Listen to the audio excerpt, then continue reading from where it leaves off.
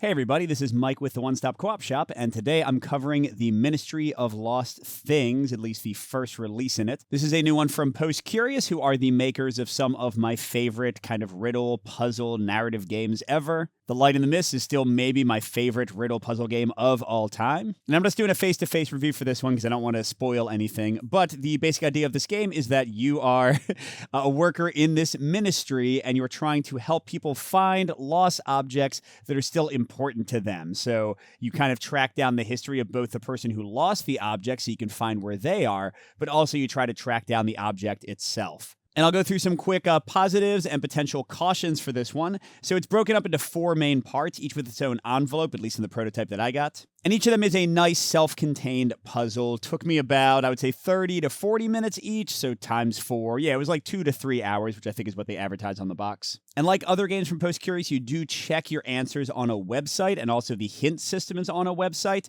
It's not an app you have to install, and it works really, really well. Postcurious always has the best hints for my money out of any games like this because they give you little hints step by step by step, so you can get as many as you need to jumpstart your brain and figure out the rest on your own. I found the puzzles very charming. A lot of them, you can kind of see the chunky box that doesn't even close all the way. A lot of them dealt with manipulatives and kind of putting things together in fun ways. One of them did give me a lot of trouble, but that's not a gripe about the puzzle itself. I think it's just my failure as a puzzle solver. There was also some decoding, some map stuff, some like reading through interviews and cross-referencing things. You don't need any other internet websites. Some of the other Postcurious ones have had you like actually looking through the regular World Wide Web, and they've set up like fake websites.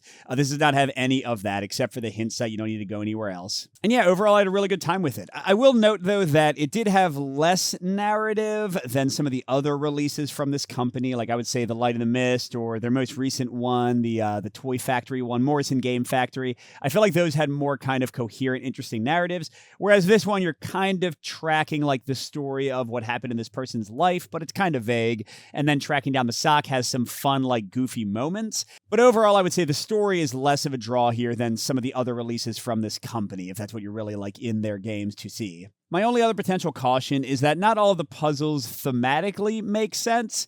Like, I'll be vague here, but there was one where someone had left something, and if you put that thing back together, it would give you clues in like letters and numbers and things that were circled. But thematically, there is no justifiable reason why the person who left the thing would have made those clues. So it reminded me a bit more of the Exit series, which has never been my favorite, in that the puzzles were just kind of like puzzles in and of themselves and for themselves, and not something that's thematically linked to like what was going on. But besides that minor complaint for like 1 or 2 puzzles, I thought that they worked really well and everything kind of thematically and mechanically connected well together and made sense. So if any of this sounds good to you, go check out the Ministry of Lost Things on crowdfunding right now.